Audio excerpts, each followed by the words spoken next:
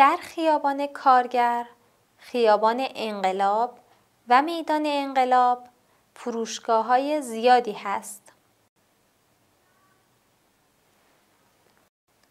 و احمد گاهی برای خرید به این فروشگاه‌ها می رود.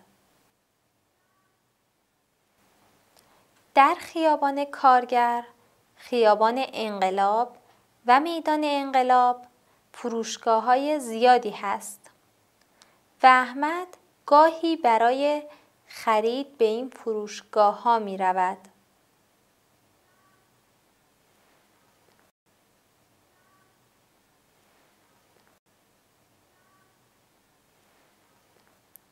خیابان کارگر چند فروشگاه لباس دارد. احمد از این فروشگاه‌ها لباس می خرد. اما برای خرید کتاب باید به خیابان انقلاب برود.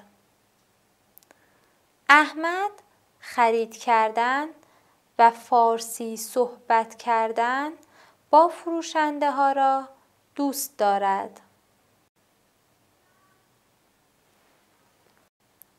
خیابان کارگر چند فروشگاه لباس دارد.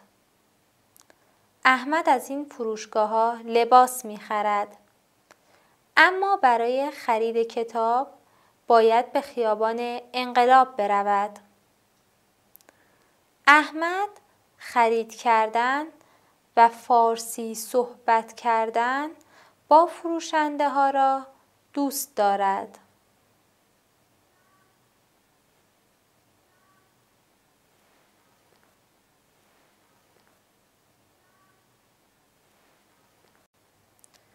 احمد دیروز کلاس نداشت.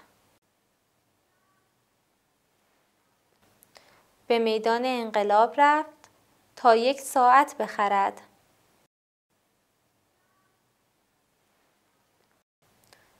او از آنجا ساعت خرید و بعد به کتابخانه رفت.